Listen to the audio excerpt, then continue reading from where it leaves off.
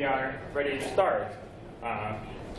There's probably going to be some people still coming, but we can start on time.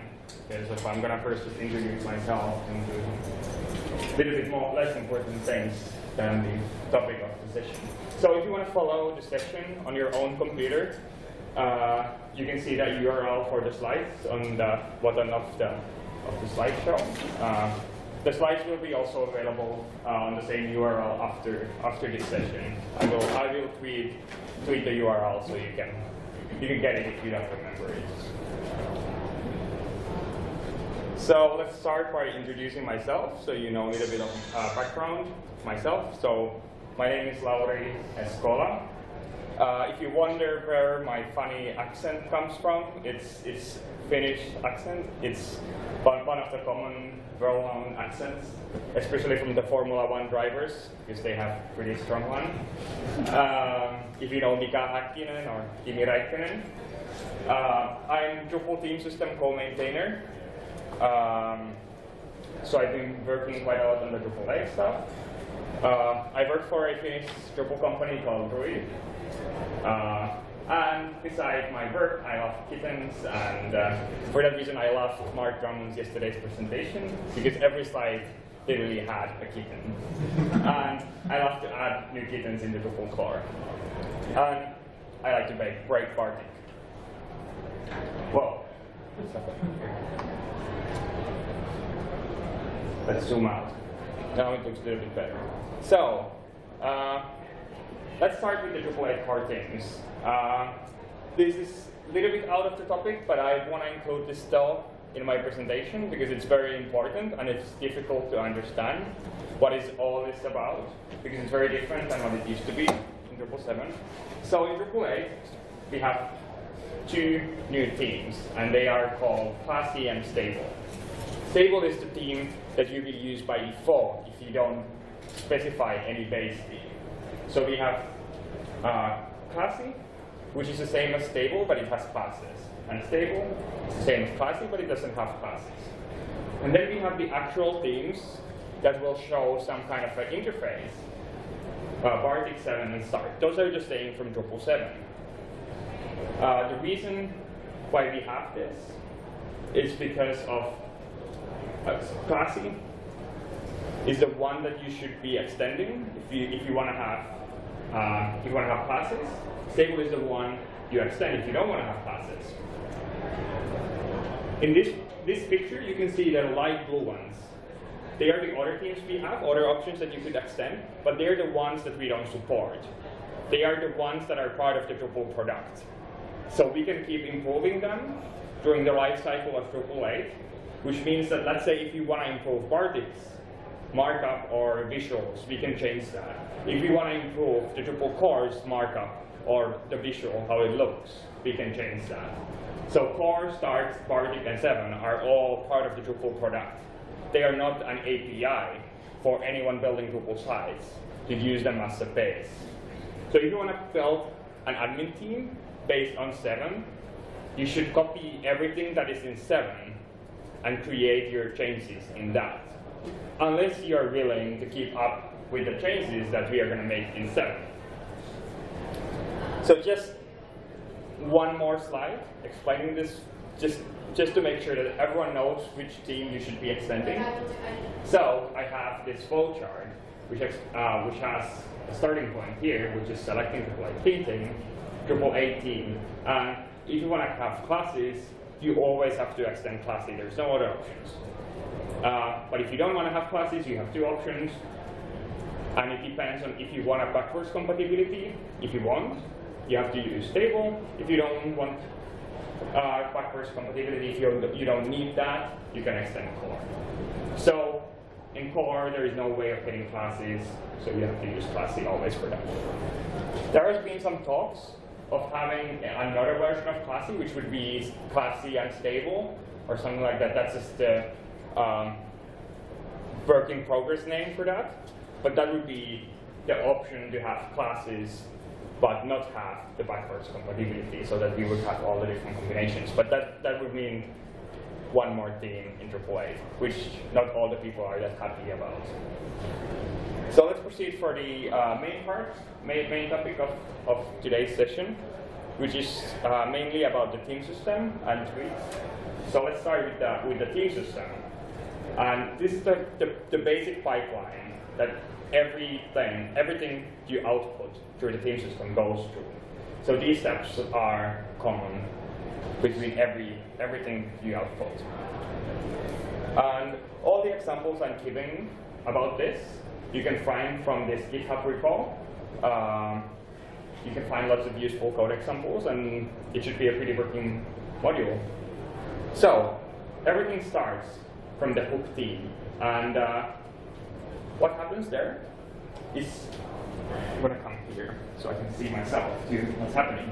So what happens here is you in the hook theme, which is a hook, you specify the baseline of the thing that is going to the hook theme pipeline, theme system pipeline, and I'm creating a hook theme item, which is called sandwich.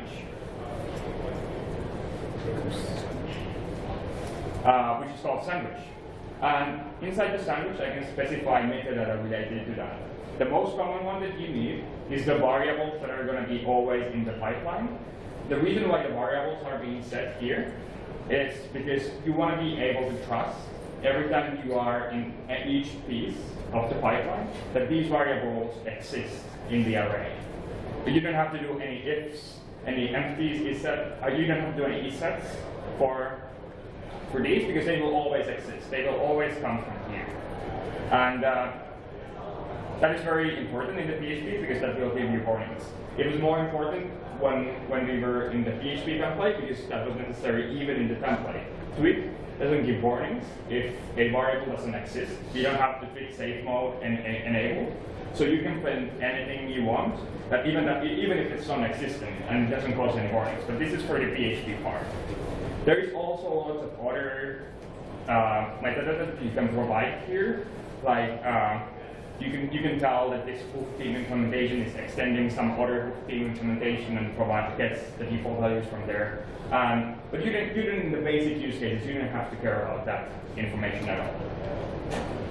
So on the right side, you can see a controller that is returning a render array. So render arrays are the way we generate the markup. In Drupal 7, we were still able to return from this kind of a controller just markup that you have generated the way you wanted to generate it. But now in Drupal 8, everything has to go through the theme system by creating a render array. And here I'm creating a render array, which is using this new hook theme implementation that we created. So you can see here, when it comes back, the name, the bread, which is also here, cheese, wedges. You can see all of the variables that we have set in the hook theme implementation. Some of them could be empty, but that is unnecessary.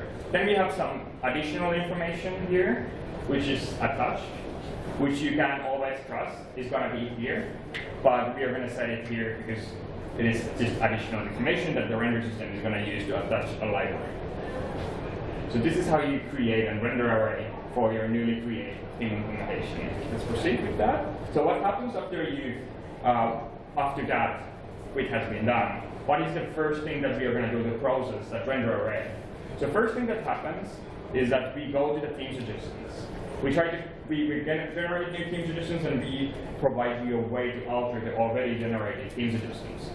So if you already don't know what the theme suggestions are, here is an example of the theme suggestion. So you know that you have a node template that you can use to modify the markup of a node. But if you want to only modify the markup of an article or node type, you can use a theme suggestion that is node-article. And that is a theme suggestion that is created by Drupal core node module by default, just so that you could override the node template. It is very easy to create this kind of theme suggestions yourself. You can do this in the theme, or you can do this in the module. So there's two levels. So the first level is the, where you can just define new hook theme suggestions. And on the second level, we have the alter, and in the alter, you can trust that all the theme suggestions has been provided by the first. And here, I'm creating theme suggestion based on the name of the sandwich. So we have two sandwiches. We have avocado and we have yummy. And we just simply grab the variable and we return and string with that text. So what we simply return is whatever is inside the variable name and prefix with the sandwich underscore. And it will create a new theme suggestion which you can use to override the default sandwich template specifically for one sandwich. If you want to modify that, it's possible in the alter. You can do lots of different kind of theme suggestions, and it's pretty useful because it's so let's say if you have lots of different you have lots of logic that depends on few ifs. You can do it all in the theme suggestions, and then you can have pre-process functions and you can have templates based on those ifs. And if the conditions change, you only have to do the change in one place, and not instead of doing it in multiple different places. If you need to debug theme suggestions, let's see if I can.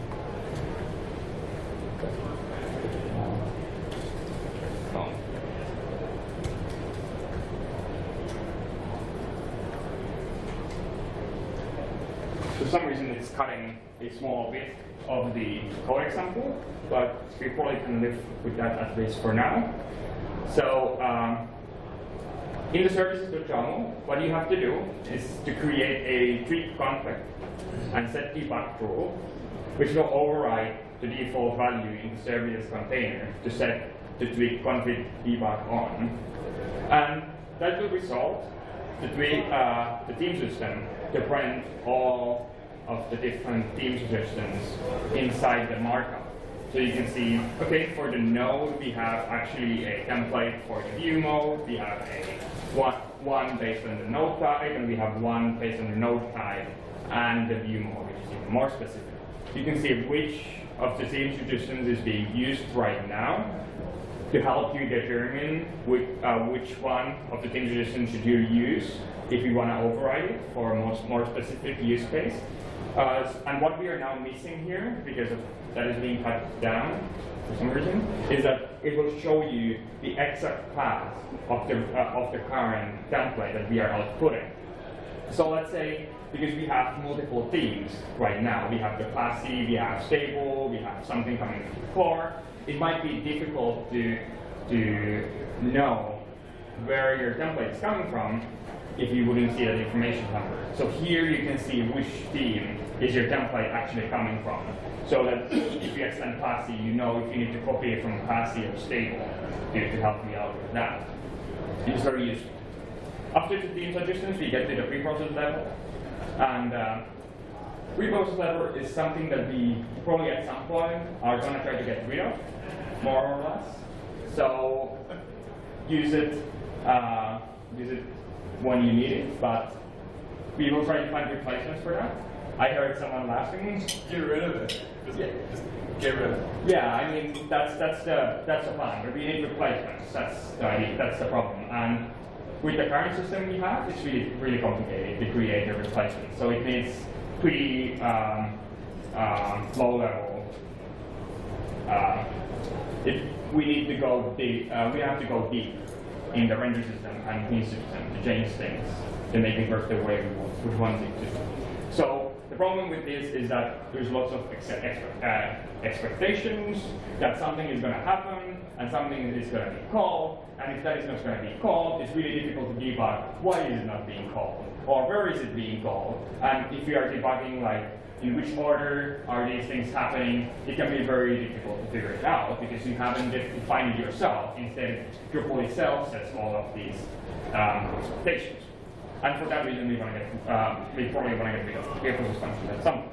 But it's important still to mention the pre-process functions, because pre-process functions are a good way to modify whatever goes to the markup, to the template, when your variables are coming from some other person's module.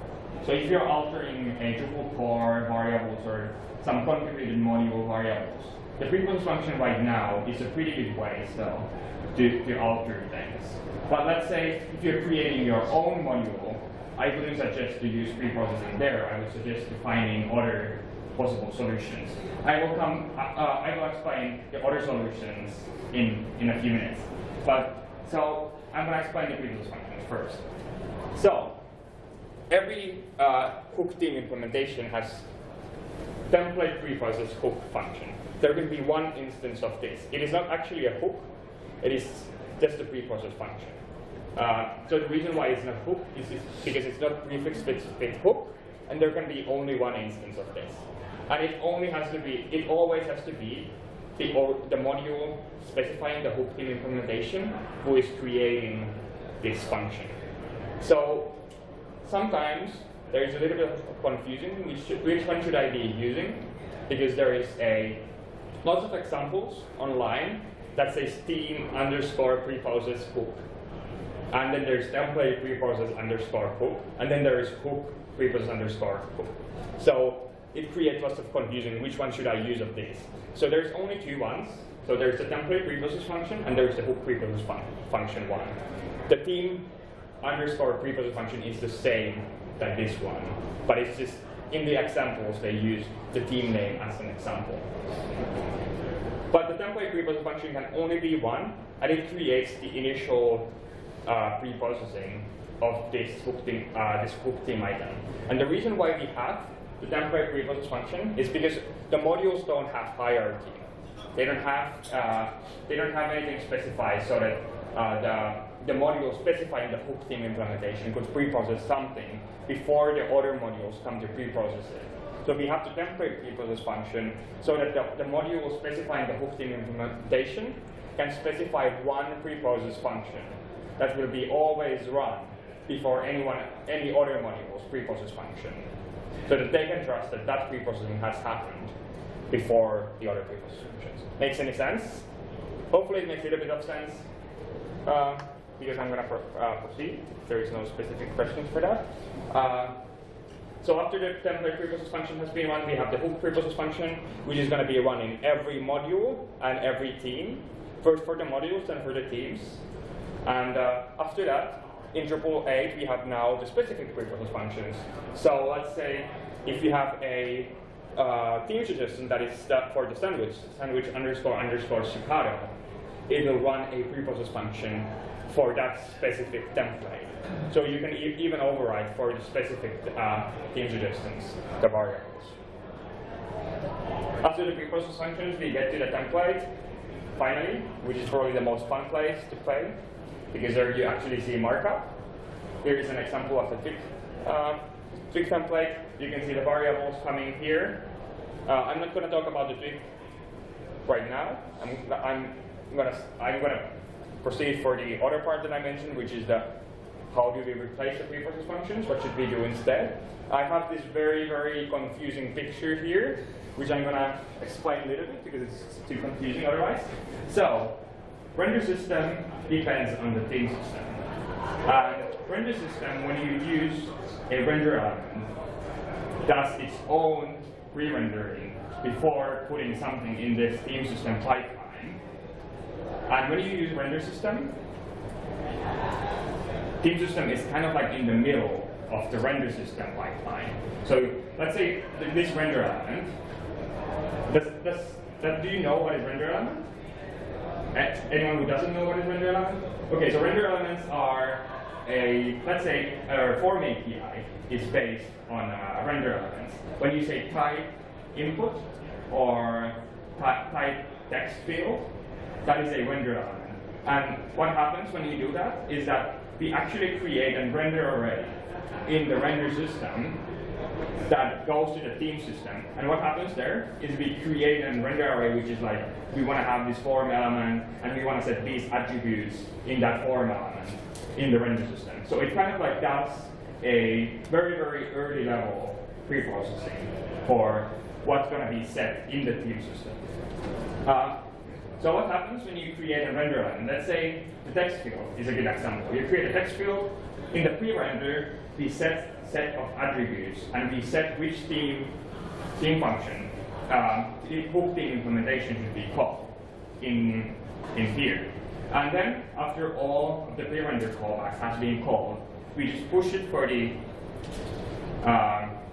theme system, and after all of those steps has passed, we get it back in the render system for the post-render callbacks, and then we create the markup object after all out of them. And what I suggest to you is, if you are creating your own code, that instead of using this to pre-process your variables, use the pre-render to process your variables. So this is meant to be like altering when you need to alter someone else's code maybe, and this is supposed to be modifying things that you want to put into the theme system. Let's say if you have components, you want to print sandwiches from multiple different places, and there's a set of pre-processing that needs to happen every time. Like, you don't want to do this, you do it in every controller. You instead want to put it in one place so that it happens every time I output a sandwich.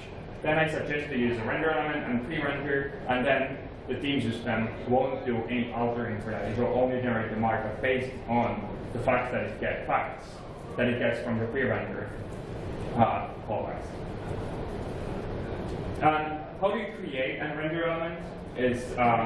So render elements are plugins in Drupal 8. And they use the doctrine to specify the ID, the name of the render element, which you call like this, like with the type. Just like you would call in the form API.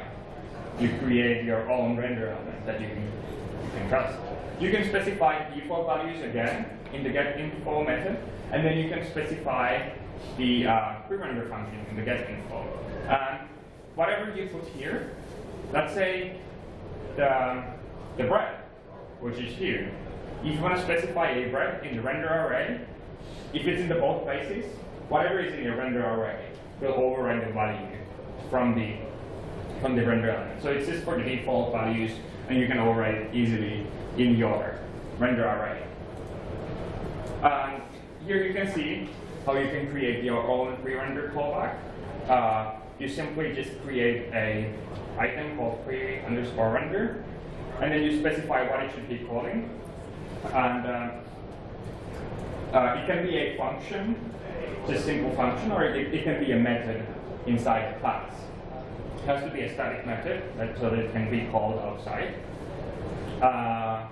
And in here, I'm creating a pre-render function for this current class, and I specified to call pre-render sandwich, which is here.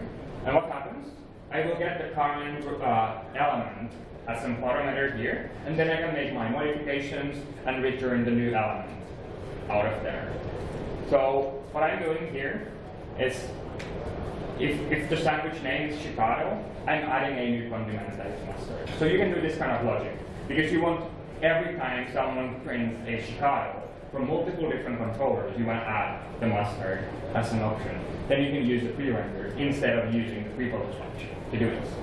And the reason why I suggest to use render elements instead of pre-process functions is because render system has been modernized a little bit for Drupal 8. Not much, but a little bit. And so it uses a little bit more modern technologies.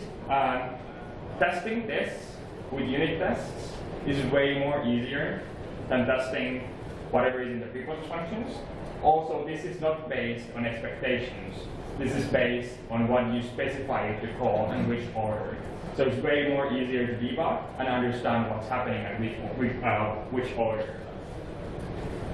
If you want to create a pre-render callback inside your theme, you just use a element info alter, and here you just add a pre-render, and then you can use function inside your .theme file inside your theme. So if you want to download these examples, you can find them from the GitHub repo. There's lots of useful good stuff. I'm going to proceed for the twig next, because that is also pretty important. So the basic syntax of twig that you probably saw a little bit already is that if you want to say something, you have to use the double curly brackets. If you want to do something, it is curly bracket and the percentage. If you want to comment something, it's curly bracket and the hash sign. When you're printing something using twig, it might be difficult to see what is being printed right now from this because it doesn't match with any of the PHP syntax that we have. The reason why we use dot is because it doesn't actually match with any of the syntax that we have in PHP because it's all of the different syntaxes that we have in PHP. So we test if the sandwich is an array and cheese is a key in that array. And if that is what it is, if sandwich is an array and cheese is a key in there, we will output that. If that is not correct, we try if it's an object, and if cheese is a property in that object. If that is not correct, then we proceed and we test if we can find a property using the PHP magic methods. If that is not correct either, then we test if we can call a method with that name. If that is not correct, we test even methods using get and its conventions. And that's pretty useful because let's say in Drupal, in the node template, you have the node object. If you want to output something from the node object, let's say a title, there is a get title method. And how you would output a title out of node would be you just say node.title. That's how easy it would be. You don't have to know what all of these different things are. You just know that the data is there. The problem we are right now facing is that we don't have proper debugging tools to debug this out. We should have like a debugger that only gives you the information that you need, like call node.title, instead of giving a list of all the methods and not all of them even being called. But yeah, so we test the get and is method convention, and if that fails, we even test if there is dynamic methods existing and try to call them. Most of these cases you probably won't need, but I would say, especially like the array and the method conventions are pretty useful, and you will probably use them quite a lot. So this is done every time something is being printed through Twig. So we test all of these things every time. Oh, there's a comment. I was just going to ask, is that those checked at runtime or the template is compiled? No, it's not compiled. It's run every time. It's like every time you output because it can change, like depending on the use case. Like same template, you might output different kind of data out of it. So we compile it into PHP code, which has all that logic every time a variable is being printed, which might sound slow, obviously. But there is a Twig extension for the PHP itself, and what happens when you install a package is that it will compile that logic instead in C than using PHP to run that, which is way faster. It's a nice way to make it faster, and it doesn't require any configuration. You just install it, and it should work out of the box. So I suggest to install it if you actually need to render lots of data using the Twig templates.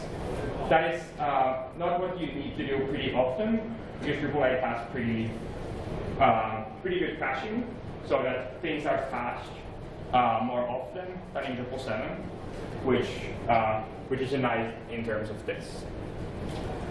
The next step is what I mentioned, that debugging is a little bit of pain. So this is the debugging tool we have right now that we use mostly in Drupal 8. It's not in Drupal 8 core, but you get it installing Devel module, and it's called Tint. And here, on the first tab, you can see all the properties of the object being printed, and this is the big confusion for the new people, because you see lots of properties, lots of data, but you can't access any of the properties here because they're all protected. You have to go to the methods tab and figure out which method you have to be using.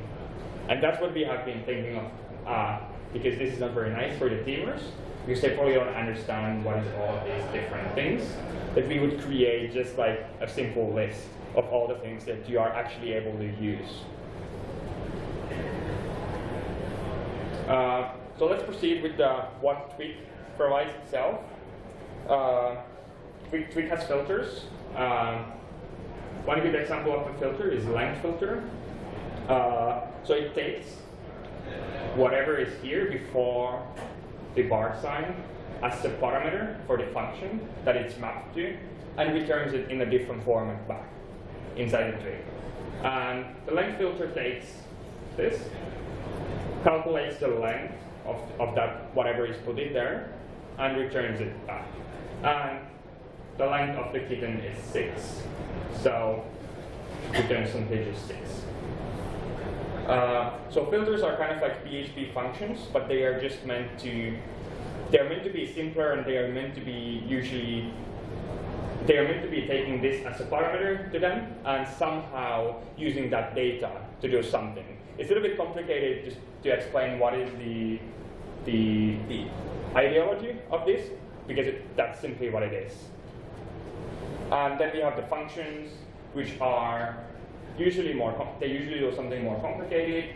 They might not take parameters, they might take parameters, and good example that we have in Drupal is attach library. It doesn't print anything.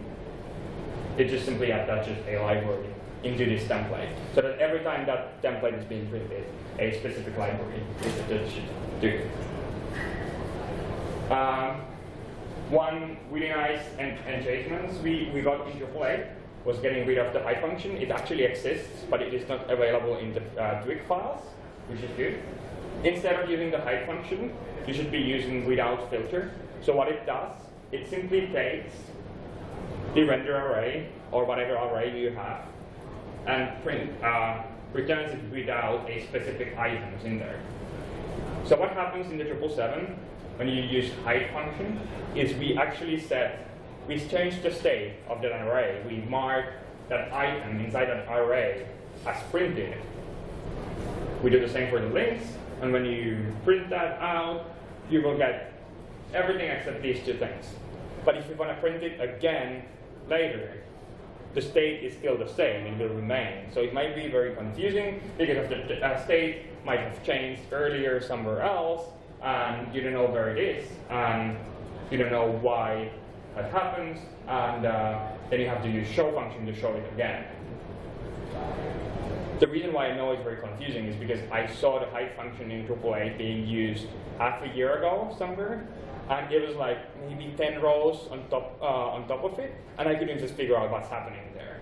So it's not a good use because it changes the state of an array permanently. The feed-out filter instead, it's only one time, so if you print the content again somewhere else, it will print everything except the ones you specify during that time. So you can see here really nicely which ones are not going to be printed. Then we have the Twig blocks. I was attending a session yesterday. Someone said that he was very skeptical of the blocks. Yeah, I think it's very, very complex idea of creating templates, but I've figured out that using Twig blocks can be very useful and very powerful to create logic. And so this is just something that comes in Twig. So lots of other projects use this also, not only us, but this is in Drupal. This can be very powerful because we have the theme suggestions, and theme suggestions together with this functionality together is very powerful because you can override a page template with a template that is actually only extending the template. And when you're extending a template, you only specify a small bit of the template that you want to override instead of overriding the whole template. Because usually there's like 1 or 2 or 3 things that you want to override, not the whole template. So let's say here, I want to change the H2 to H1 on the front page, and there's lots of stuff on the page template on the both sides of that block. I simply just say I'm going to extend the page template, and I want to modify a block title, and I specify whatever you want to have inside that block. And this will override only this block, and whatever is inside that template will remain the same. And when you change something else than this block, it will change both on the front page and every other page. So you don't have to maintain all those changes in multiple different places, which gives you quite a lot of power. This is just a very, very simple example, but in many more complex use cases, you can do very powerful things. Then we have macros. So macros are kind of controversial, especially with the Drupal people. Like, not all the people like macros. Me, myself, I like macros a lot because of their very easy way to create simple logic inside the template without breaking the code highlighting. So let's say if you have this kind of wrappers that depends on some kind of a logic. That's a good example of a use case where I would use macro to generate whatever is inside that wrapper. The reason why I do it so is because if you want to do this if for the wrapper element, you would have to specify the if both before and after whatever is inside, and your whatever tool you are using to write your markup doesn't recognize at all. It doesn't know if it's going to break or not. Instead, when you use this kind of logic, it will natively show that your markup is working, everything is okay. And that is the biggest reason why I use macros. So how macros work is that you can define a macro in a template. It doesn't necessarily have to be in the same file. It can be also in another file than that. So I'm going to import this file that I'm right now in by saying _self as elements. So that specifies the variable that all the macros in that file go into. So I say import self as elements. So it will have a elements variable inside that template where I can use the macros from that file. So I know that sounds pretty freaky. I'm importing this file into a variable, but that's how it works right now. Here I have the macro list, and here you can see how I call it elements.list, and it will call this macro from the same file that we are calling it from. Obviously, there is more complex things where macros can be found more useful. One of the good examples that we have in Drupal core is the menus, how they're being printed, because it's a nested array which includes lots of similar kind of pieces of markup, because every level of a menu is the same. So we have a macro that calls itself inside the macro until the whole menu is printed. And that is a good example of a very powerful use of macro. Then we are going to proceed for the last part of the presentation, and it's probably going to be the most complicated to understand. But first, I want to say that markup should live inside the template, not in PHP. None of this is a problem as long as you write your markup inside the template. So it's very difficult when you have markup in PHP to know if your markup is coming from the user or if it's from the PHP code itself. And that is the controversial problem that we have. That is the overlying problem that we are trying to solve by doing this. So what I'm talking about is Autoescaping. That's probably a difficult word. You might have heard of it, but I'm going to open it up a little bit. So the second part of the word is escaping. And what is escaping is that we are converting piece of a string into something that is saved in the browser. So what we do is every character that might be rendered as an HTML in the browser is being converted into UTF characters so that it won't be rendered or considered as HTML. So here I'm using the HTML class escape method to escape this string. What it does when we are printing it, it creates this kind of markup, so you can see it is UTF characters coming to replace all the characters that are considered as something that browsers would consider HTML. And then you can see in the browser whatever is inside that string. So the reason why we do this is because of We don't want browsers to render things that are not supposed to be rendered. But we want to still show things on the browser how they're supposed to be shown. So we are not removing pieces of markup. So let's say if someone uses these characters, someone's name or someone's node title includes these characters. We want to print it on the browser because that's what we expect that the users want to do. So that was escaping. So what is autoescaping is that it's saved, but we do it automatically for every string being printed for the browser. And Twig does that itself. So it happens only when you use Twig. Twig escapes everything that is being printed inside Twig. And everything that is in between being printed will not, it is markup that is written by the teamer, and that one we can trust. And here's a Drupal example. So I'm creating a variable text which has the same text and printing it inside Twig. And we have the same result as we had in the previous slide where I escaped something manually and printed it in PHP. The reason why we do this is we are obviously, there's lots of security updates coming all the time. And who of us wouldn't want to get rid of updating our sites all the time? And one of the most common vulnerabilities that we have in Drupal core is XSS. 32% of all the vulnerabilities that we have are just XSS. And if you could get rid of even half of that by doing something, it would be great. It would be a big amount of security releases that we would get rid of. But that is not all. If you look the same stat in the contributed projects, almost 52% of the vulnerabilities in Drupal contributed projects are just XSS.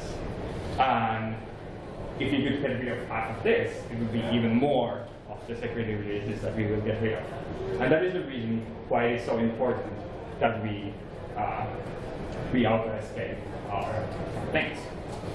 So I'm not going to explain to you how to use auto-escape because obviously it is automatic. So you don't have to care about it because it's automatically turned on. There is nothing to take care of. I'm going to instead explain how to get rid of auto-escape or how to avoid auto-escape. So if you need to output markup from your PHP, how to comply with auto-escape. So the first way to avoid auto-escaping is to create a render array. I suggest the first option to do is use template. If it's more complex than this, if it's even a little bit more complex than this, use template for it. But if it's very, very simple piece of markup like this, just use the hash markup to print out whatever you're printing. So hash markup is also safer than what we had in Drupal 7 because of whatever is in hash markup is being XSS filtered, which means that the possible XSS vulnerability should be mitigated by doing the XSS filtering.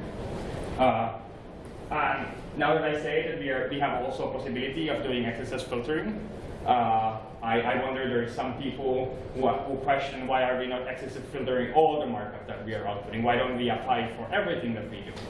And the reason for that is it's very expensive to run such filtering because we have to be graphing things. And I mean, if you're printing this short string, it doesn't really matter. It doesn't cost us anything. But if we do it for everything that we do, it's going to be very expensive.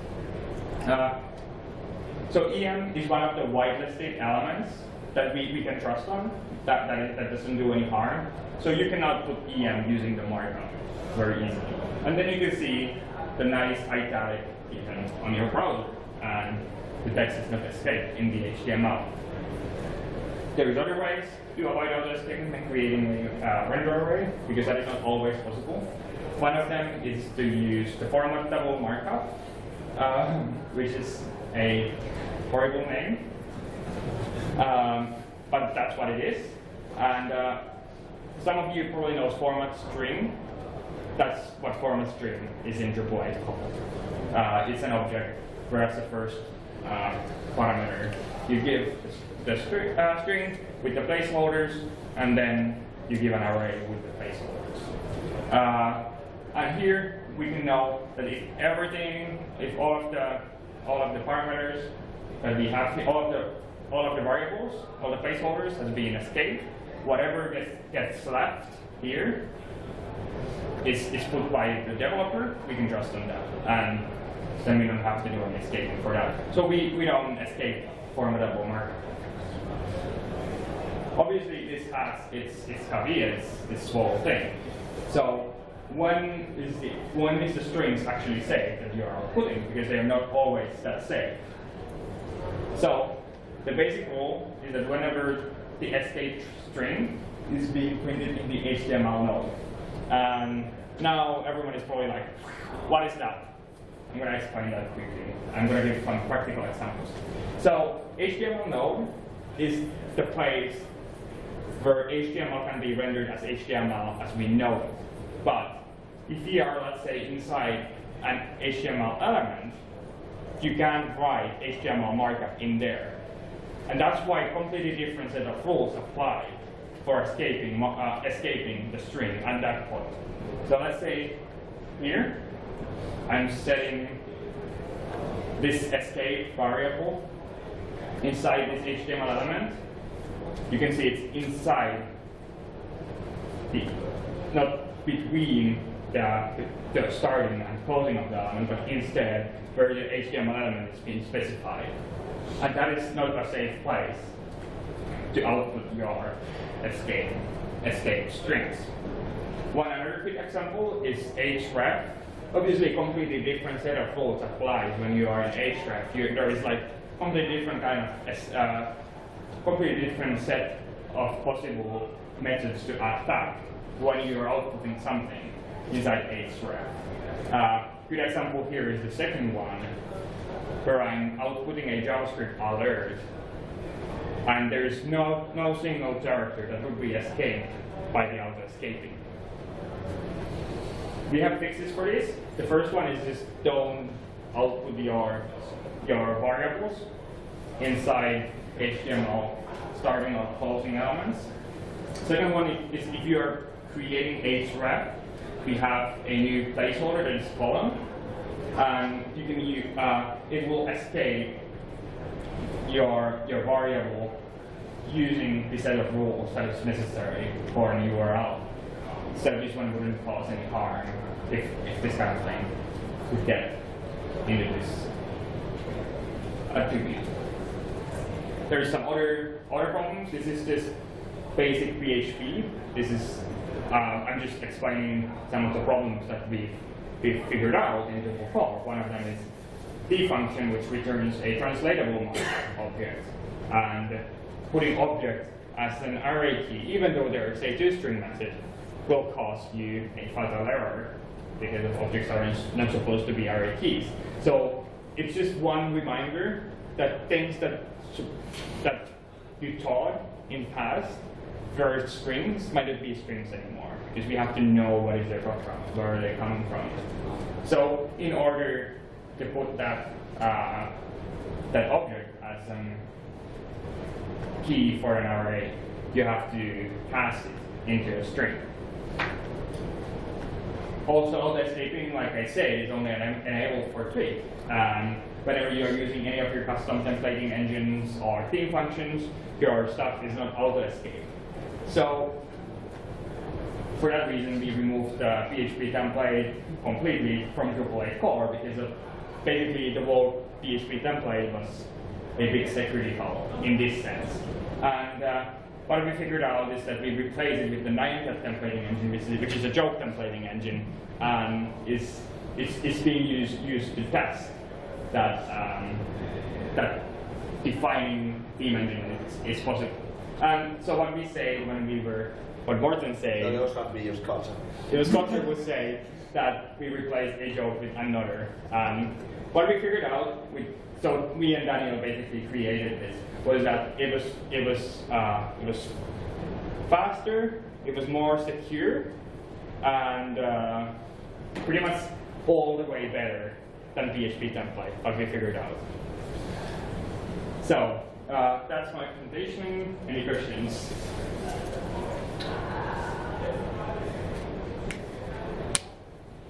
Yeah. So we looked at the preprocess functions. Yeah. And replacement of preprocessed functions would be okay. Oh, okay. So using the Twig syntax, that chain of actions that happen once you use that dot syntax, how would you handle getting the value from an entity reference? From an entity reference, Right. there is no good way. So you have to do that in preprocess. Yes, but we have a long discussion. We have had discussions in Asia and other places about that we need simplified entity objects that allows you to do that kind of thing, simplified. Because right now, with the node object, you have to dig through so many multiple levels that it's basically impossible to get your data. And doing it in the way that you don't cause security problems in your template is very difficult. Because if you just print data directly from the node, your cacheable metadata that is in the render arrays that you are supposed to be printing will get lost because it's never used. So on that same note. Yeah, go ahead. So on that same note, so I'm actually doing the same thing where I'm trying to get value from an entity reference and then render it in a template. And so at first I thought, well, I can just set a variable to process and then print it out, right? And then the template. But that doesn't quite work because it still comes out. Yeah. If you use get value or get string on that, it will just come back as either an array or come back as like escaped HTML. Yeah. So what's the best way to handle, like if you wanted to render an entity reference as a variable, is there any way to do that right now or something that's better? There is not a good way of doing that. There is no shortcut of doing that. Okay. And that's definitely what is the idea of the themable entity objects or simplified entity objects that you could say that entity field render, and that on 3 levels it would just render in your template whatever is there, and it would use the field formatter to do it. Okay. So right now the only way to do it is to get the value array to 0 value. Yeah. And set that as There's multiple my variable name markup. Yeah, there's multiple different ways to access the data, but there is none of them is a lot easier than the other. Okay. Yeah. And in that context, one of them is much better than the other. In other contexts, there is difference. Which way? If there's a function I can call that would render that correctly, or not really. That's we are missing out that. Okay. Well, we have a code sprint tomorrow where we can fix it. Yeah, we have a code sprint tomorrow where we can fix it. Okay. Thank you for volunteering. Yeah. Did someone over there have a question? Everyone else? Yeah. What tools are available to help us check our code to make sure that we're using proper security practices, that we're using the new :URL for URLs and such? I don't know if there is any good tools for that, because Coder was used to be a tool that you could use to do such auditation, but there is also some security audit module, I think, which does some things, but I don't think it does anything related to this. I think it does different kind of server configuration or other kind of things. So I don't think there is anything that does this kind of auditation. But so about the placeholders, when we did that change, we reviewed all the Drupal 7 modules that has a supported release, and some of the non-supported releases even, to check if they are using right placeholders. And we didn't find, I think we found like 10-ish modules that use from placeholders, but it was surprisingly low modules that were using from placeholders. But then again, in Drupal 8, it's a bigger difference between the placeholders, because now we have the column placeholder. So there will be more modules that are doing it wrong because they are using it like stuff, using this and that. So in Drupal 8, there is no way anymore to put unescape like unescaped placeholders, like in Drupal 7 you could say it's just exclamation mark and it's unescaped. Obviously, you can just mark your string as a save and then put it to the escape, and it won't escape it again. But yeah, so it's also that so some of the things could be automated actually, but not all of it could be automated because it's also what is the history of that variable. Yeah. When we talk about security, one of the biggest issues we had around Drupal 7 and why we changed the Twig was the problem with insecure themes, so you could put like database structure and all kinds of stuff into it. Is it actually possible now to still screw it up in the theme layer? So we added data that we can go from the Twig template and grab out. Of course, always like pipe raw, but besides that. So that's a good question because so last fall we figured out that like entity object, it includes methods that you can just use to delete that entity, which obviously is not what we pitch Twig to be, because you can basically do pretty bad things from the template. And we added a Twig sandbox policy to fix that, and now it's only for the getters and like methods that we consider safe. Obviously, anyone can configure that sandbox policy themselves on their side, but in the default sandbox policy, deleting entities is not allowed. Delete user what? Yeah, but there's also already modules that are creating possibility to do queries, MySQL queries in the template, but many of them already require bad judgment, so I suggest not to install them. Is it little Bobby tables? Yeah, little Bobby tables. Little Bobby tables is there. Yeah. I think we have still time for one question if someone wants to ask. If there is no more questions, you are free to come ask me anytime when you see me around. Morten, do you want to explain about the BOF, or should I? You just go ahead. Okay, so we have a BOF happening right now in the main hall, and we are going to discuss about the new fancy JavaScript framework stuff that Dries has been talking about. If you're interested, feel free to join us. Another thing, tomorrow at the code space, we're going to do a thing that's maybe surprising. We're actually going to plan the future for going to do the front end. We're going to put in the roadmap so people like Larry Garfield has an idea of what is it actually we're going to do in the front end. It's going to be an open discussion tomorrow. It's going to be Kotza's not here, else it's actually pretty much the whole core Twig group that's here. We're trying to make a plan. If anybody of you have worked with Drupal 8, we really want to hear from you and then come in and join the discussion. It's just going to be a talk, and we're going to find a whiteboard and put things in and figure out, okay, 8.2, we're trying to get these things in. This is what we're going to do in 8.3 and 8.4. That's one of the things that we really want to make happen. I guess there's more developers here than there's normally in my sessions, actually. Developers and front-enders to like walk happy around each other and be happy for Drupal. And that requires more developer help, because basically us in the front end, I mean, I shock the whole rest of the group every time we do something because I'm hacking my way through anything. And now I said, oh, that's insecure. I don't care because I just need to make it free. So we need developers who knows what they're doing. Lauri says he knows what he's doing, but I'm twice as old as him, so I don't believe him because he's so young. Or DK, Scrum Master. No, if somebody knows a Scrum Master or project manager who want to lead us and make this stuff work, even better, because we're terrible. Okay, thank you.